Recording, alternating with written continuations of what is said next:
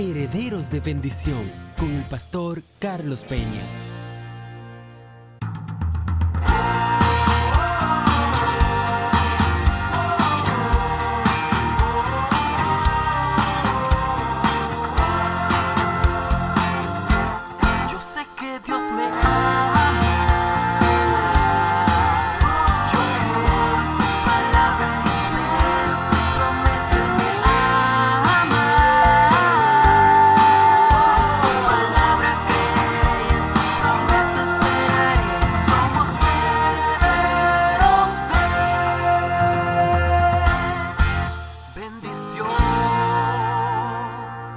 Que en casa y aquí en la iglesia tenga su Biblia abierta y ábrala en la primera epístola a los Corintios, en el capítulo 15.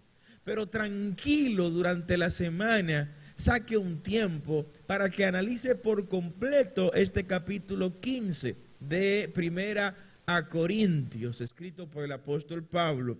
Porque para nosotros este capítulo 15 de Primera a Corintios es un tratado sobre la resurrección.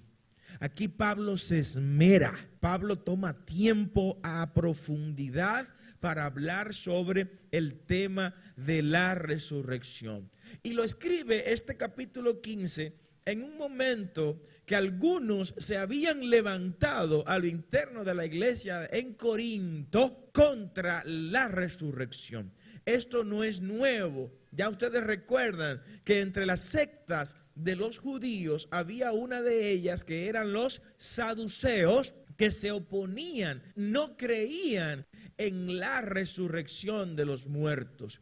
Esta corriente, este pensamiento también había llegado a zonas helénicas, a zonas griegas, de manera específica a la ciudad de Corinto, y se había metido esta corriente de pensamiento también en la iglesia de Jesucristo. Y Pablo, ante esta amenaza, porque óigame, la mayor amenaza que puede haber contra la vida de un creyente es que no exista la resurrección. La mayor frustración que los creyentes en Jesús pudiéramos tener en la vida es saber o enterarnos de que no vamos a resucitar. Porque si no fuéramos a resucitar, pongamos las cosas claras desde ahora para yo dedicarme a otras cosas. Pero como estoy consciente de que los muertos en Cristo resucitaremos primero, y los que queden vivos o los que estemos vivos luego seremos arrebatados, estamos aquí dándole la gloria a aquel que nos ha garantizado resurrección en el día final. Amén. Así que no estamos perdiendo el tiempo. Y Pablo hizo énfasis en eso para que no se confunda la iglesia, para que en medio de tanto ruido, de tanta bulla, en medio de tantos ataques ideológicos, de corrientes filosóficas, de pensamientos doctrinales, Pablo le dice a la iglesia: no se me confundan, porque hay resurrección. Repita conmigo: hay resurrección. ¡Wow! Y Cristo es la primicia de toda esa resurrección. Primera Corintios, capítulo 15. Desde el verso 53 en adelante, quiero leer de manera detenida, como lo hago siempre, en el nombre del Padre, del Hijo y del Espíritu Santo de Dios. Amén. Porque es necesario que esto, tóquese así, usted, aunque usted se vea tan bonito, tan bonita, esto corruptible se vista de incorrupción, y esto mortal se vista de inmortalidad. Y cuando esto corruptible se haya vestido de incorrupción, y esto mortal se haya vestido de inmortalidad, entonces se cumplirá la palabra que está escrita: sorbida es la muerte en victoria. Amén. ¿Dónde, dice, preguntando acá Pablo, está, oh muerte, tu aguijón? ¿Dónde, oh sepulcro, tu victoria? Ya que el aguijón de la muerte es el pecado, y el poder del pecado la ley. Mas gracias sean dadas a Dios, que nos da la victoria por medio de nuestro Señor Jesucristo. Así que, hermanos míos amados, estad firmes y constantes, creciendo en la obra del Señor, siempre sabiendo, ¿qué cosa? Que vuestro trabajo en Dios no es en vano. Alguien puede repetirlo, no es en vano. Lo que haces para Dios no es en vano. Como adoras para Dios no es en vano. Como tocas para Dios no es en vano. Bueno, que una banda por ahí de embauceros te pueden dar, te pueden pagar mucho, pero no te va a garantizar lo que tu Dios te está garantizando adorándole en el altar de Él. Amén. Que puedes estar en otras cosas, que puedes dedicar tu tiempo a otras actividades, pero nadie paga como Dios. Alguien dice amén. Ese sí paga bien, porque paga hasta por adelantado. Ya nos dio la salvación. Denle ese aplauso fuerte al Señor. Bendito sea su santo nombre. Pablo define como el devorador de la muerte. ¿Saben a qué cosa? La victoria de Cristo Jesús al resucitar al tercer día. Sorbida es la muerte en victoria. En otras palabras, la victoria demolió a la muerte. La victoria destrozó a la muerte. La victoria de Cristo colocó los pies sobre ella y le contaron 3 en el pavimento, declarándola derrotada. Para la iglesia primitiva, esta doctrina era innegociable. Era innegociable. Probablemente se toleraban otras cosas, pero no se toleraba que alguien se levantara poniendo en tela de juicio la resurrección de Cristo. No, porque la resurrección de Cristo fue el sello final con el cual se describió una iglesia victoriosa.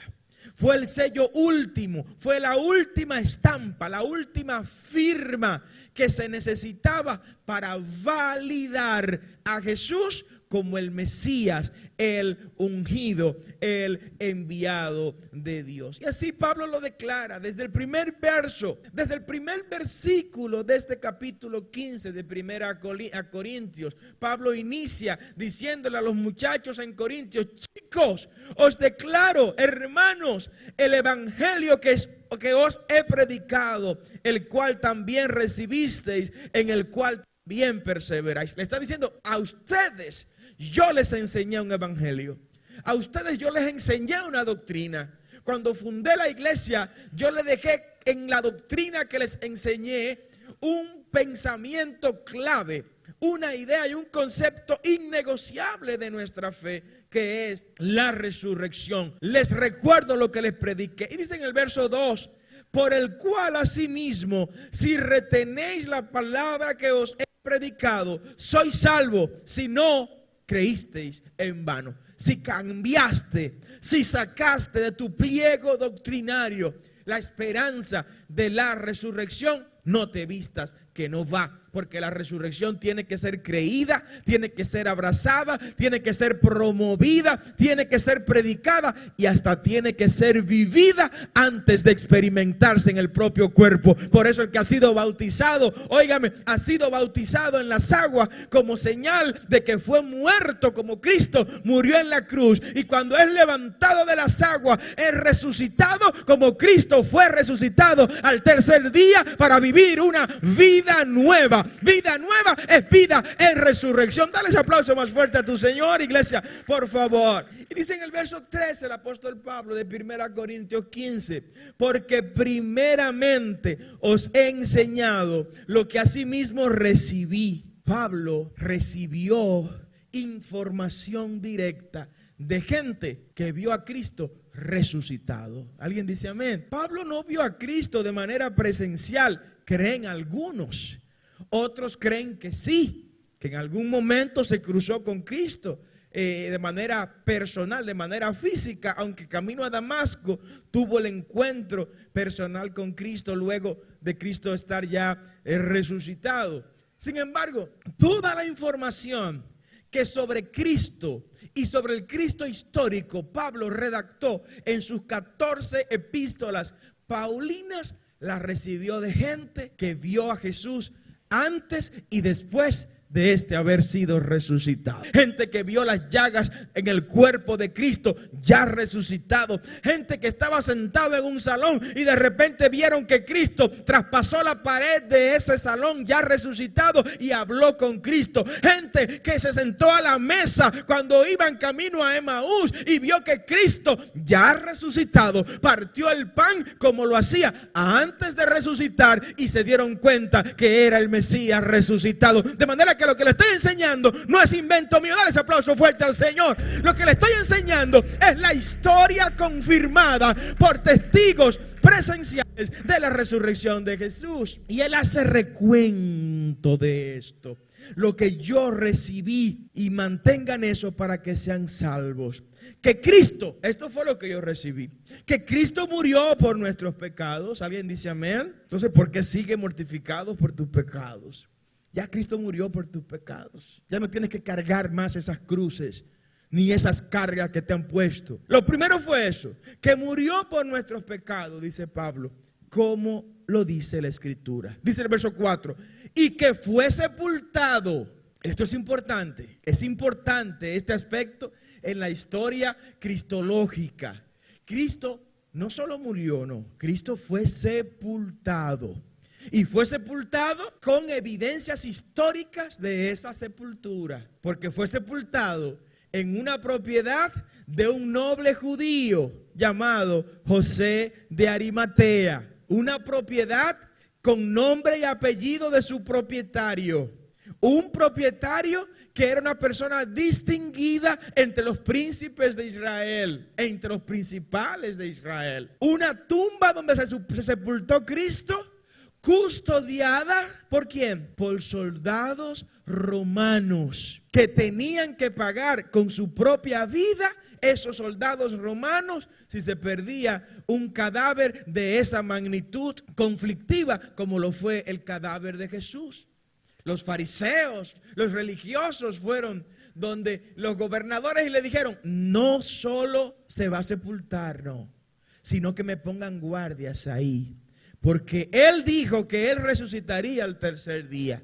Y sus discípulos predicaban que él resucitaría al tercer día. Entonces, como garantía de que no vayan a decir que el cuerpo no está ahí porque él resucitó, sino que ellos se lo robaron para luego decir al pueblo de Israel que Jesús había resucitado, póngannos guardias en la puerta. ¿Y qué puerta?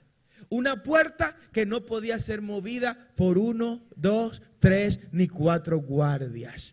Era una roca maciza que para movilizarse se necesitaba, entre otras cosas, de una palanca y un grupo importante de hombres que pudieran movilizarla. Movilizarla para colocarla y sellar la puerta, y movilizarla para quitarla y abrir la puerta. ¿Y qué soldado romano se iba a prestar a eso, sabiendo que su vida era el pago por cometer esa deslealtad al imperio romano? Por eso Pablo hace énfasis en esto, porque alguno diría, bueno, pero si murió, se supone que hay que sepultarlo, porque si no lo sepultan en 48 horas, ya tiene problemas. No, Pablo hace énfasis en este aspecto, por las razones que les he explicado.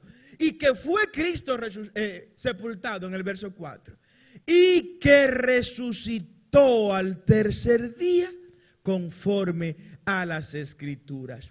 Esta doctrina no puede dejar de enseñársele a la iglesia. La iglesia tiene que saber que la tumba fría no será nuestra morada final. ¿Alguien dice amén? La tumba maloliente no será nuestra morada final. La iglesia primitiva no solo abrazaba la resurrección de Cristo como un tema de fe. No era solo un tema de fe. No, yo creo que Él resucitó y yo lo creo por fe. Yo lo creo por fe y creo que Él resucitó como creen los islámicos. Los islámicos creen por fe que Mahoma ascendió al cielo. Creen ellos por fe, pero cuando se van allá a la Meca y a la Medina, se encuentran que el cadáver de Mahoma todavía está enterrado ahí. Entonces no. ¿Hablamos o de ciencia o hablamos de fe? La iglesia primitiva no solo asumió eso por fe, no, sino que tenía testigos presenciales. Gente que vio a Jesús resucitado.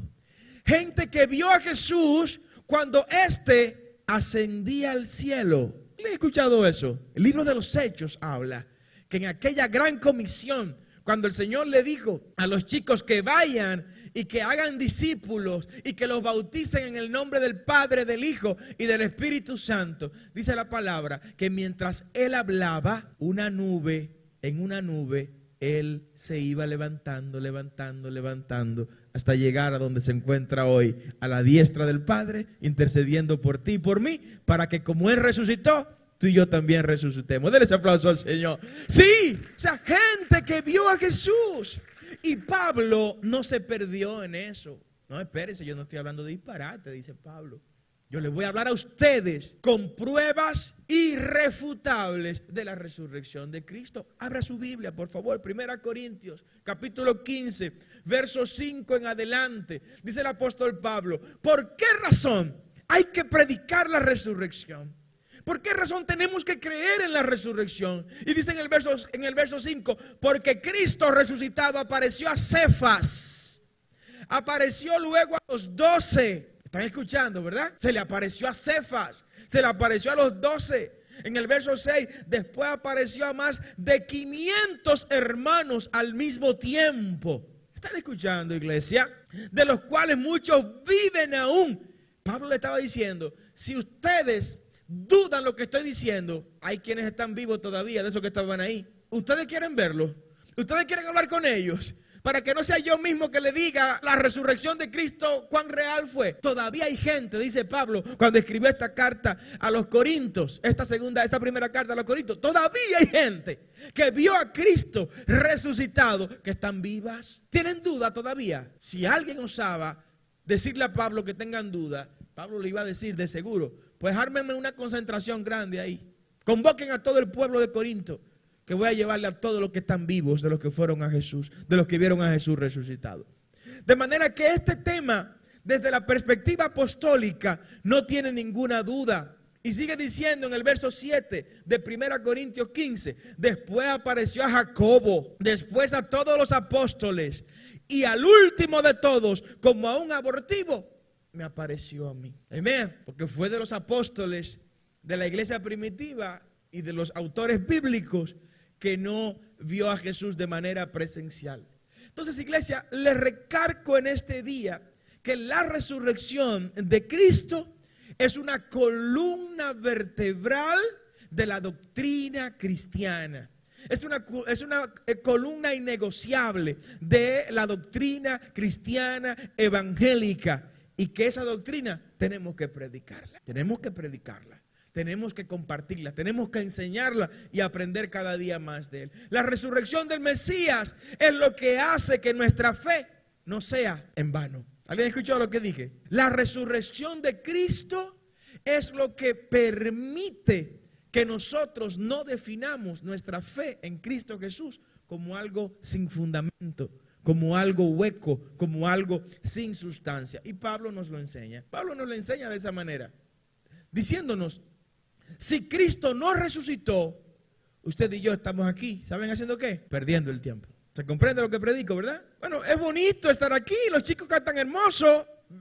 Diner, bueno, toca una estrella, todos, cuántas voces. ¿Quién no envidiaría tener un grupo como el que tenemos nosotros, verdad? Es una bendición. ¿Quién no le gustaría estar entre tanta gente hermosa como la que están aquí? Gente bonita, gente buena, gente santa, gente que ama a Dios y que ama a sus hermanos. ¿A quién no le gustaría tener unos pastores tan hermosos como los que tiene esta casa, con la pastora Fanny y el pastor Carlos? A todos nos gustaría esto. ¿A quién no le gustaría tener el equipo de producción, de audiovisuales que hacen tantas cosas hermosas aquí? Todo esto es hermoso. Estar en este lugar es hermoso. Pero le digo algo, si Cristo no resucitó, estamos perdiendo el tiempo. Pero Cristo resucitó y aquí estamos ganando tiempo. Aquí estamos alimentando esa esperanza que nos mantiene vivos, que nos mantiene firmes y que no nos hace desesperar, no importa lo que ocurra en nuestras vidas. Por eso las pruebas del presente, dice Pablo, no son nada comparada con la gloria que tendremos. Y a veces los momentos, como dijo alguien, nos abaten y nos afligen. Pero saber que resucitaremos con Él nos llena de fuerza, de poder, de victoria, de autoridad, de deseo de continuar adelante. No importa la adversidad del momento, porque sabemos que nuestro galardón está ya en los cielos. Y en esa esperanza está aferrada nuestra fe. Pablo dice en el verso 12 de 1 Corintios 15, pero si se predica que Cristo resucitó de los muertos, ¿cómo dicen algunos entre ustedes que no hay resurrección de muertos? En tono airado. Y dice el verso 13, porque si no hay resurrección de muertos, tampoco Cristo resucitó. Ojo, Pablo primero convence a la iglesia de que Cristo resucitó. ¿Ya? Le desbarató el discurso a los neosaduceos que en Corinto querían imponer la no resurrección. Se lo desmontó.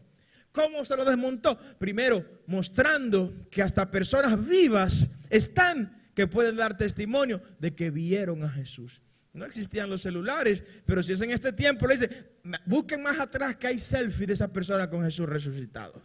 Busquen más para atrás que hay unos live, que hay unos reels, que hay unos boomerang que se hicieron con Jesús resucitado. Eso fue lo que Pablo le dijo a esa gente ahí. ¿Ustedes quieren testigos? Pues yo se los traigo. Y luego de desmontar el discurso de la no resurrección, entonces Pablo le dice, óigame bien en el verso 12, en el verso 13, porque si no hay resurrección de muertos, tampoco Cristo resucitó, haciendo lo que se conoce como una antítesis en hermenéutica, diciendo, bueno, si no hay resurrección de muertos, Cristo no resucitó. Ahora vamos a invertir el texto. Si Cristo resucitó, entonces hay resurrección de los muertos. Así que tú resucitarás, iglesia, en aquel día, en la final trompeta, como lo ha prometido nuestro Señor. Sí, de eso es que se trata. Y si Cristo no resucitó, aquí viene la palabra fuerte, vana es entonces nuestra predicación, vana es también vuestra fe, y somos hallados falsos testigos de Dios. Falsos testigos de Dios, porque hemos testificado de Dios que Él resucitó a Cristo, al cual no resucitó si en verdad los muertos no resucitan. Porque si los muertos no resucitan, repite Pablo, tampoco Cristo resucitó. Y si Cristo no resucitó, vuelve y lo dice Pablo, vuestra fe es vana, aún estáis en vuestros pecados. Entonces también los que durmieron en Cristo perecieron. Y si esta vida, solamente en esta vida esperamos en Cristo, somos los más dignos de conmiseración de todos los hombres. Le voy a traducir esto en español dominicano. Pablo dice en este último verso, en el verso 19, que si solo esperamos que Cristo nos bendiga en esta vida, que Cristo esté con nosotros solo en esta vida, y que nosotros estemos con Cristo solo en esta vida, ¿sabe lo que dice Pablo? Que somos los seres humanos más miserables del mundo. Y eso tiene mucho sentido. ¿Por qué tiene mucho sentido? Bueno, porque algunos pudieran estar disfrutando de los placeres de la carne, de los placeres del mundo. Pero entonces no disfrutan los placeres del mundo, ni tampoco disfrutan de los placeres espirituales que da Cristo a través de su iglesia. Entonces es una persona que no vivió la única vida que los que creen en que no hay resurrección se puede vivir, que es esta, pero tampoco va a disfrutar la vida venidera, porque para él tampoco existe esa vida venidera. Pero no es así, no es así. No somos los más miserables del mundo. ¿Saben por qué? Porque Él resucitó y nosotros también resucitaremos en Él. Denle ese aplauso fuerte al Señor. ¡Wow! La resurrección del Mesías, la resurrección triunfante, es una victoria entregada por Cristo. ¿Sabe a quién? A la iglesia que le ha creído fielmente. La resurrección es un privilegio solo para aquellos que fielmente hemos creído en Jesús.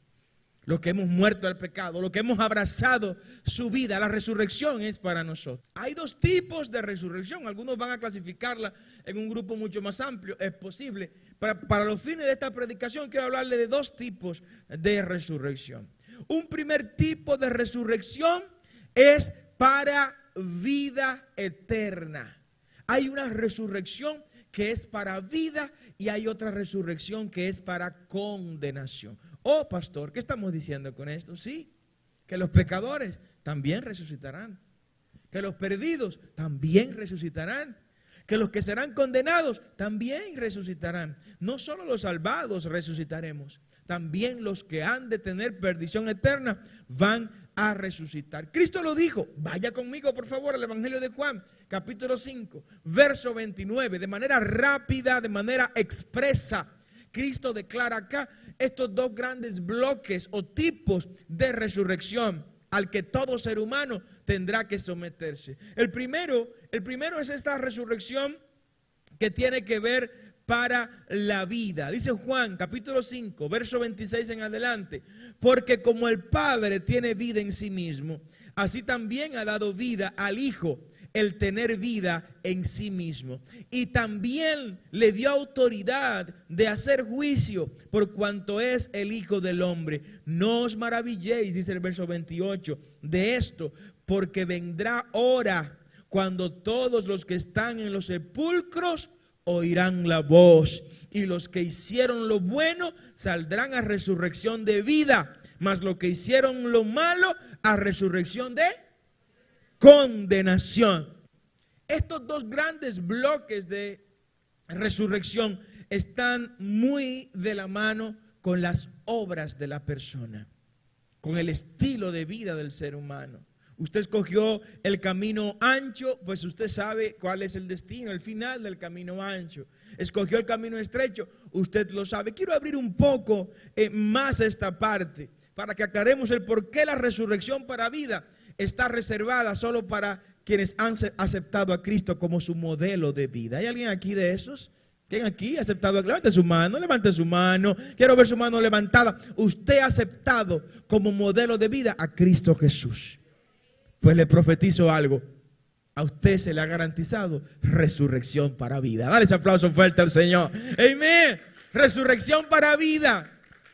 Pablo lo dice en otro capítulo que es un apéndice de este tratado de la resurrección, como he definido 1 Corintios 15. Hay otro capítulo en la Biblia que es un complemento de este Corintios 15, que es el capítulo 6 de Romanos. Abra la Biblia, por favor, en la epístola a los Romanos, capítulo 6, desde el verso 1. Aquí Pablo también se esmera, como diciendo, lo que le pudo haber faltado a 1 Corintios 15, se los voy a entregar ahora en Romanos capítulo 6, desde el verso 1 en adelante. Fíjense cómo describe él acá la resurrección para vida. En el capítulo 6, desde el verso 1 de Romanos, dice, ¿qué pues diremos? El apóstol Pablo predicando. Perseveraremos en el pecado para que la gracia abunde. Óigame bien, de ninguna manera, dice Pablo, porque los que hemos muerto al pecado, ¿cómo viviremos en él? ¿O no sabéis que todos los que hemos sido bautizados en Cristo, hemos sido bautizados en su muerte? ¿Comprenden lo que predico siempre? El bautismo, cuando le sumergen, está muriendo ahí para el mundo y haciéndose copartícipe de la muerte de Cristo. Dice el verso 4, porque somos sepultados juntamente con él para muerte por el bautismo, a fin de que como Cristo resucitó de los muertos por la gloria del Padre, así también nosotros andemos en vida nueva. Mire, Pablo le da aquí una transferencia a la resurrección. Pablo se va al final de los tiempos al hablarnos de resurrección, pero nos trae a la vida presente, al contexto nuestro actual, las consecuencias de vivir una vida en resurrección. El que ha aceptado el modelo de vida en Cristo Jesús, en otras palabras, lo que ha aceptado es vivir una vida en resurrección. ¿Y qué significa vivir una vida en resurrección? Es vivir una vida nueva. Es vivir en el nuevo hombre, es vivir conforme a Cristo Jesús y a Cristo resucitado, es vivir muerto al pecado, es vivir muerto al mundo, es vivir muerto al infierno, es vivir muerto a Satanás y vivir vivo para Cristo como una nueva creación, regenerado en Cristo Jesús. Bendito sea el nombre del Señor. Y me llama mucho la atención como Pablo trata de traernos a nosotros esta vinculación apostólica. Resurrección, que es una bendición futura. La resurrección es una bendición futura.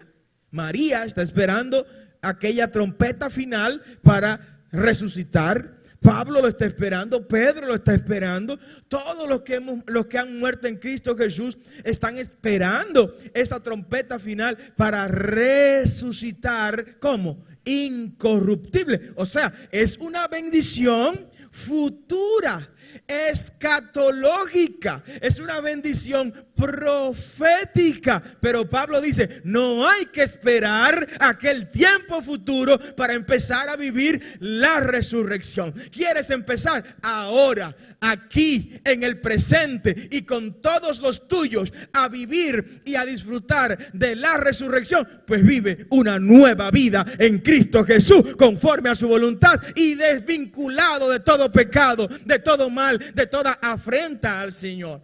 O sea, podemos vivir. Cristo quiere que vivamos esa vida de resurrección, que es la vida muerta al pecado. Dice el verso 4, óigame bien, se lo voy a repetir, porque somos sepultados juntamente con Él para muerte por el bautismo, a fin de que como Cristo resucitó, estoy en Romanos 6, de los muertos por la gloria del Padre, así también nosotros andemos en vida nueva. Resurrección es vida nueva, repítalo, vida nueva.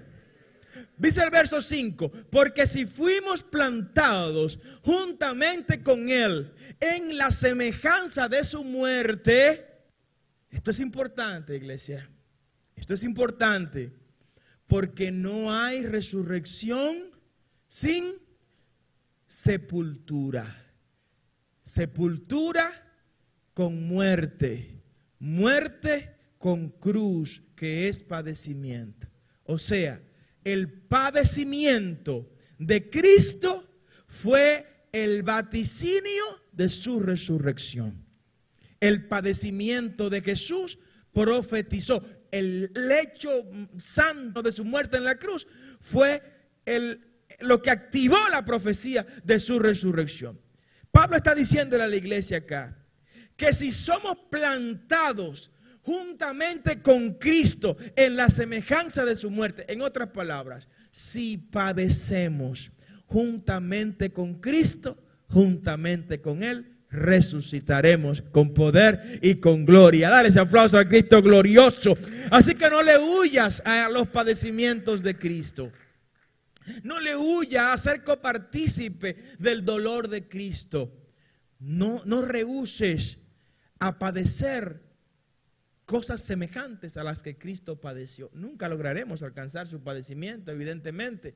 Pero hay gente que yo lo veo con una crucecita encima. Mire, hay una gente que va con una crucecita como de ese tamaño encima y lo veo quebrado así. Pero ¿qué es lo que tú llevas? Ay, padre, esta cruz que no la aguanto. ¿Pero dónde está? No, mira, la tengo aquí detrás de esta orejita. Mire, mire. La cruz que Cristo te puso, si te la puso grande, llévala con gozo, llévala con júbilo.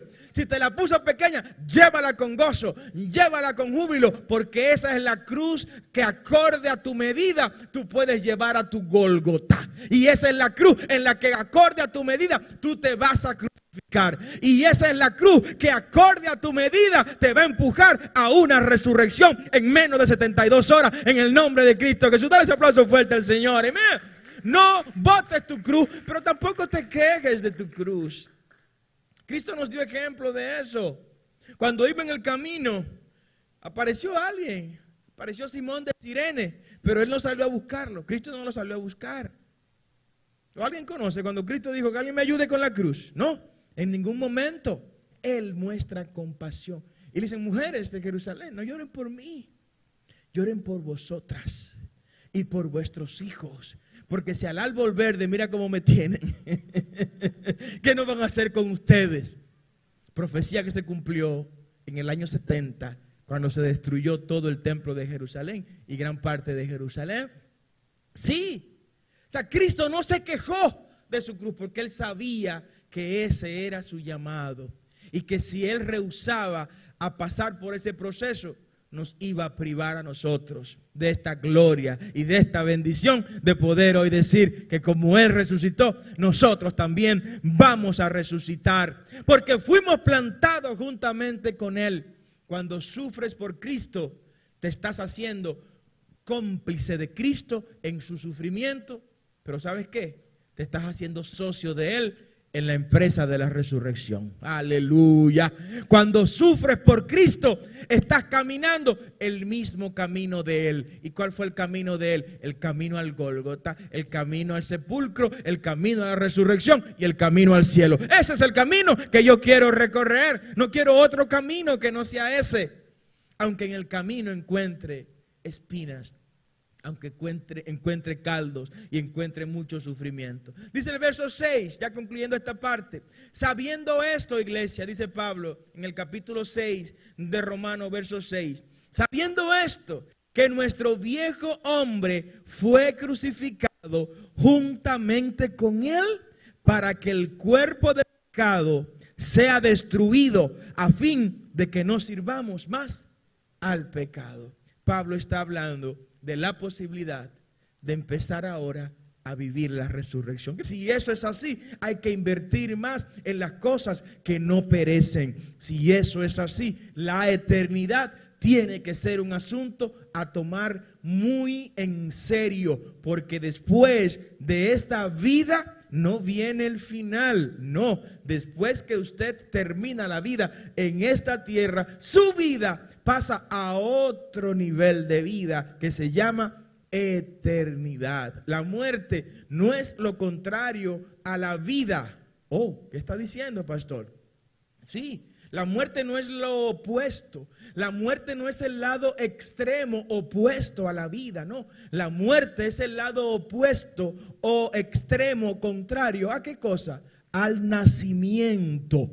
Con la muerte no termina la vida, no, con la muerte se termina un periodo que va entre el nacimiento y la muerte de la persona. Pero con la muerte nuestra empieza el tiempo que de verdad nosotros vamos a perdurar en la eternidad. Por lo cual le aconsejo que si a usted se le da dos alternativas, si dedicar más tiempo a las cosas terrenales o a las cosas eternas, siempre escojan las cosas eternas. Dice el apóstol Pablo que el ocuparse del cuerpo para poco edifica, más el ocuparse en las cosas eternas tienen más beneficios, porque trae provecho para esta vida y para la vida venidera. Imagínese que usted no crea en la eternidad, que usted no crea en la resurrección de los muertos.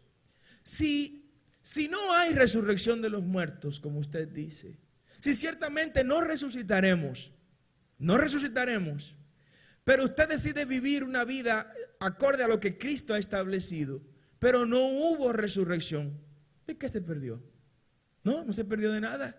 Todo lo contrario, vivió una vida de santidad, de integridad, de amor al prójimo, de cuidado a todos los demás. Pero ¿y si hay resurrección? ¿Y si hay resurrección? Y usted vivió de acuerdo a la Biblia. Bueno, usted va a disfrutar de la resurrección y de la vida eterna. Vámonos al otro lado. Usted dice que no hay resurrección. Y como no hay resurrección, yo voy a vivir en el pecado. Yo voy a vivir haciendo y deshaciendo. Bueno, vamos a poner los dos escenarios. Usted vivió una vida de pecado, pero de repente no hay resurrección. Bueno, usted dirá, bueno, si no hay resurrección, pues yo no perdí nada, porque viví mi vida en esta tierra haciendo y deshaciendo y no voy a tener que pagar por eso mañana. ¿Y si hay resurrección? Lo habrá perdido todo. Daniel capítulo 12, ábralo por favor aquí en la casa. Dice el versículo 1, en aquel tiempo se levantará Miguel, el gran príncipe que está de parte de los hijos de tu pueblo, y será tiempo de angustia. Está Daniel hablando del final de los tiempos. Está hablando Daniel ya de la culminación de todas las profecías. El cual, y será tiempo de mucha angustia, cual nunca fue desde que hubo gente hasta entonces. Pero en aquel tiempo será libertado tu pueblo. Todos los que se hallen escritos en el libro, todos los que se hallen escritos en el libro, y muchos de los que duermen en el polvo de la tierra serán despertados. Y aquí dice Daniel, uno para vida eterna y otros para vergüenza y confusión perpetua. O sea, tanto los salvados como los perdidos serán despertados en aquel día de ese sueño previo a la condenación eterna o a la salvación eterna. Lo mismo, similar, algo parecido, habla el libro de Apocalipsis. Váyase al libro de Apocalipsis, por favor. Capítulo 20, desde el verso 11 en adelante. Aquí aparece también un paralelismo bíblico con Daniel, donde se aclara que va a contener esa resurrección para condenación. Dice Apocalipsis 20, verso 11 en adelante: vi un gran trono blanco. ¿De qué color era el trono? Símbolo de pureza, de transparencia. Y al que estaba sentado en él, de delante del cual huyeron la tierra y el cielo, y ningún lugar se encontró para ellos. Y dice el verso 12: y vi a los muertos, grandes y pequeños. O sea, vi a los ricos, a los millonarios, a los fuertes. Vi a Warren Buffett, vi a George Soros, vi a Bill Gates, vi a Elon Musk, vi a todos los demás poderosos, Carlos Slim, los ricos del mundo. Vi a los grandes, pero también vi a los pequeños. Vi al pastor Carlos Peña, vi a Miguel, vi a José, vi a Francisco, vi a Juan, vi a Domingo. Los vi a todos los chiquititos, también los vi ahí. O sea, que todos, óigame bien, todos tendremos que presentarnos ante el juicio frente al gran trono blanco de Dios. Denles aplauso al Señor, porque a usted no se le condenará cuando se presente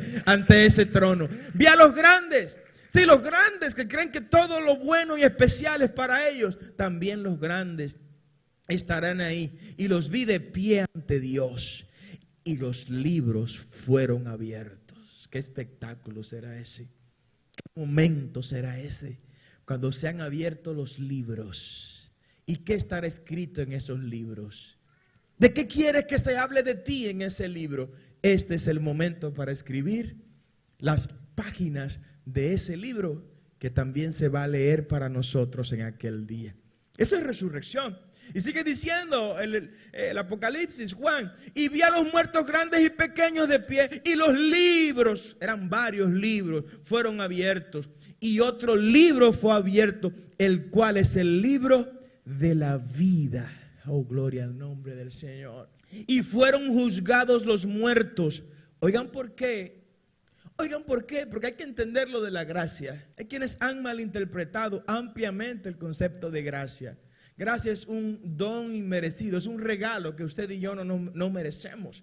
Y ciertamente somos salvos por gracia, porque la salvación, ponerla aquí, no nos costó nada a nosotros. Usted y yo no hicimos nada para poner la salvación acá.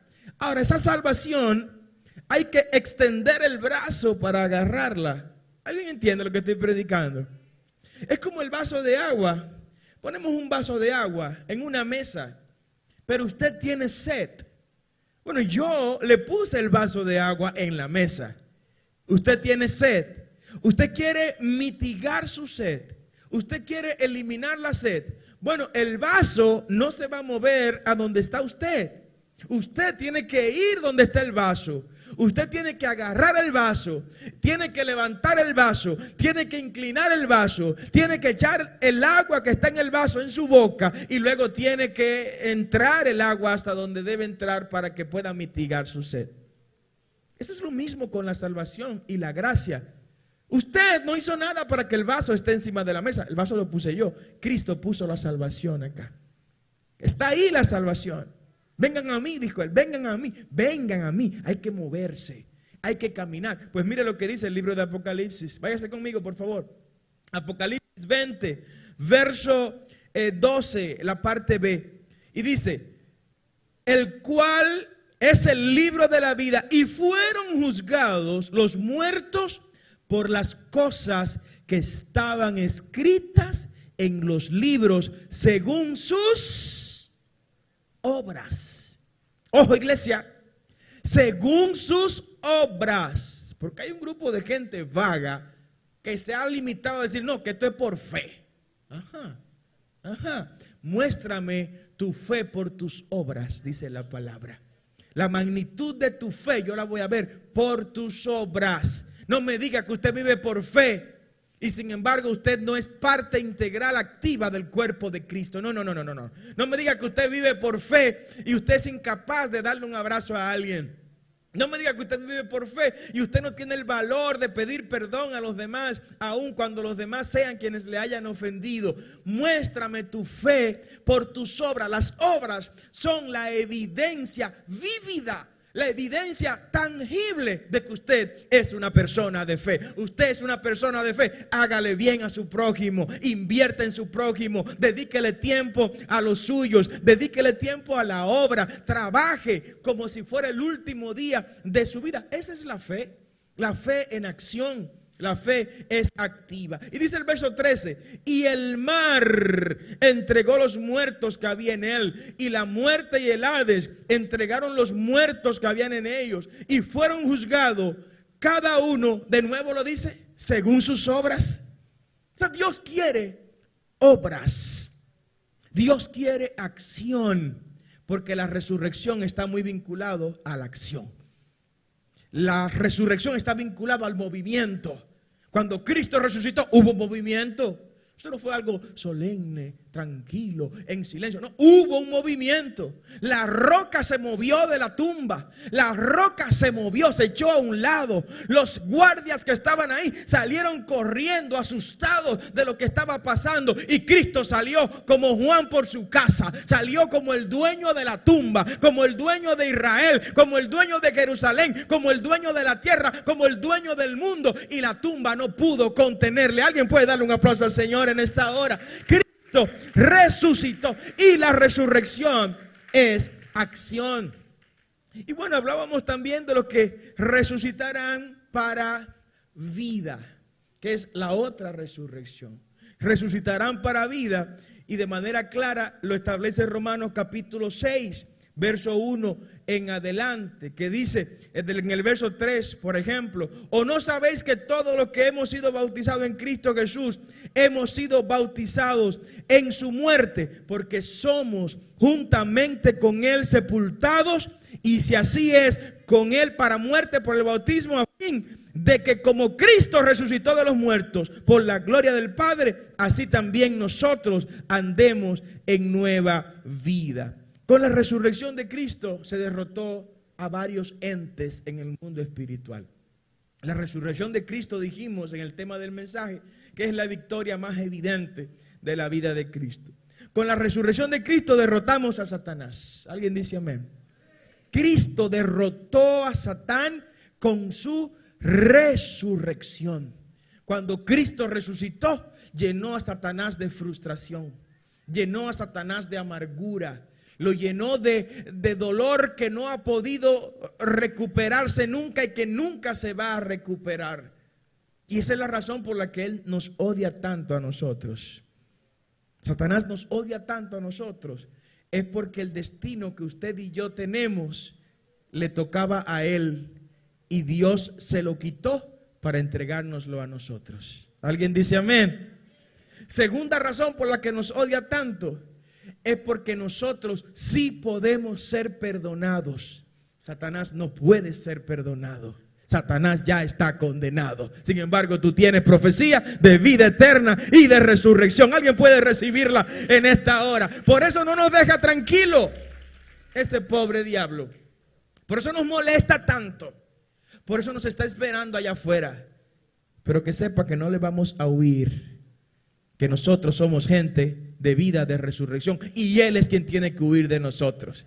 Lo dice la palabra de esa manera: someteos pues a Dios, resistid al diablo y Él huirá de vosotros. Denle ese aplauso fuerte al Señor. Hay una clave bíblica para que Satanás huya de nosotros. Primero, sométase a Dios, luego resista a Satanás y Él huirá de nosotros. ¿Dónde la Biblia establece que con la resurrección de Cristo, pues venció Cristo a Satanás? Váyase conmigo a Hebreos. La epístola a los Hebreos, capítulo 2, desde el verso 14, dice: así que por cuanto los hijos participan de carne y sangre, Él también participó de lo mismo para destruir, oiga bien iglesia, para destruir por medio de la muerte al que tenía el imperio de la muerte, esto es, al diablo. ¿Alguien entendió lo que leí? Con su muerte y su resurrección, Cristo descendió a los abismos, y alguien que tenía la llave de la muerte para abrir las puertas de la muerte, cuando entra Cristo a ese lugar, le dice: diablito, esa llave ya no te toca. Pásame esa llave. Ahora yo soy el que tengo todo dominio sobre el imperio de la muerte. De manera que Satanás ni siquiera la misma muerte puede controlar. Cristo domina la muerte. Venció a Satanás quitándole el imperio de la muerte. Con su resurrección, Jesús venció a la muerte misma. No solo venció a Satanás, venció a la muerte misma. Y con esto vamos ya concluyendo. 1 Corintios capítulo 15, oiga lo que dice en el verso 51. Porque es necesario que esto corruptible se vista de incorrupción, y esto mortal, este cuerpo, esta carne, se vista de inmortalidad. Y cuando esto corruptible, nosotros, se haya vestido de incorrupción, y esto mortal se haya vestido de inmortalidad, entonces se cumplirá la palabra que está escrita: sorbida es la muerte en victoria. Y pregunta Pablo de una manera hasta burlona: muerte, ¿dónde está tu aguijón? Y tu sepulcro, ¿dónde está tu victoria? Cuando Cristo resucita, le saca la lengua a la muerte. Cuando Cristo resucita, le dice a la muerte: ¿dónde que tú estás? ¿Dónde está tu poder? ¿Dónde está tu autoridad? ¿Dónde es que tú mandas? Porque ahora mando yo. Yo te he vencido, yo te he conquistado, y todo lo que en mí crean también te vencerán en mi nombre. Dale ese aplauso fuerte al Señor. No le temas a la muerte. Dios te da autoridad a ti también sobre la muerte. Eso es resurrección. Con su resurrección, Cristo también venció al pecado. Oh, gloria al nombre del Señor. Sí, cuando Cristo resucita, le quita la corona al pecado. Ustedes saben lo que dice Romanos capítulo 5, que por un hombre que se llamó Adán, entró ¿qué cosa? El pecado. Pero por otro hombre llamado Jesús entró la salvación. De manera que ese primer hombre fue desplazado porque estaba viciado con el pecado, por el segundo hombre que se define en la Biblia como el postrer Adán. El postrer Adán venció al pecado. El primer Adán fue vencido por el pecado. El primer Adán vivió para complacer esta carne y vivió en la carne y para la carne. El postrer Adán vivió para complacer al Padre y conquistar vida eterna para los que en él crean, que es Cristo Jesús. Y lo dice de esta manera, ya concluyendo, Romanos 6, desde el verso 10 en adelante. Porque en cuanto murió, al pecado murió. Está hablando de Cristo, Pablo. Porque en cuanto murió, al pecado murió. Y lo hizo una vez por todas. Por eso celebramos a Cristo resucitado siempre. Nuestro Cristo está resucitado siempre. No solo resucita en este periodo, está siempre resucitado y está sentado a la diestra del Padre, no metiéndole chisme al Padre, no, sino intercediendo por nosotros. Cuando el enemigo va donde él y le dice: mira, ¿tú viste lo que hizo Francisco? Mira cómo está. Mira lo que hizo Fausto, mira. Por un lado viene el enemigo y nos acusa, que es lo que significa Satán, acusador. Pero por el otro lado viene el Mesías resucitado y le dice: Padre, no te lleves de ese diablito sucio. Ya yo lo vencí, yo resucité. Acuérdate, Padre, de eso. Y sí, es verdad, esos hijos tuyos fallaron, pero mi sangre es más poderosa que el pecado que ellos cometieron. Perdónalos otra vez. Dale ese aplauso fuerte al Señor. Ese es el Cristo en el que usted ha creído.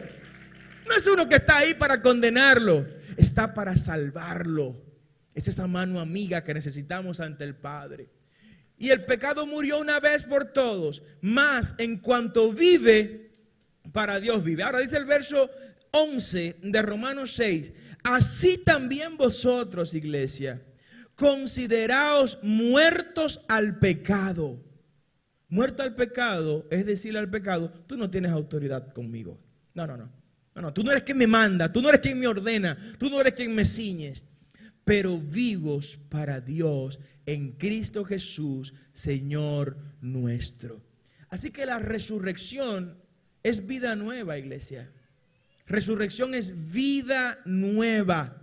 Por eso Cristo nos llama ahora a que vivamos una vida en resurrección. Es nuestra oración que Dios te bendiga, te guarde y haga resplandecer su rostro sobre ti. Queremos invitarte a todos nuestros cultos en el Centro de Adoración Naco, todos los domingos a las 9 de la mañana y 11 de la mañana, así como los miércoles a las 6 de la tarde. Estamos ubicados en la avenida Roberto Pastoriza 115, esquina Alberto Larancuend, en el Ensanche Naco, en el mismo centro de la ciudad capital. Te esperamos junto a toda tu familia. Para oraciones y acompañamiento espiritual, puedes escribirnos al WhatsApp 829-893-2392 o contactarnos a través de todas las redes sociales del Pastor Carlos Peña como Carlos Pena RD o del Centro de Adoración Naco. Si has recibido bendición con la predicación de este mensaje, puedes escucharlo completo ingresando al canal de YouTube del Pastor Carlos Peña RD. Y si quieres ser parte del equipo de colaboradores gracias a los cuales has escuchado el programa Herederos de Bendición, puedes hacerlo enviando tus donaciones a Ministerios ITCAM a la cuenta del Banco de Reservas número 1601-130799 o a través de la cuenta de PayPal de Ministerios ITCAM, paypal.me/Ministerios ITCAM.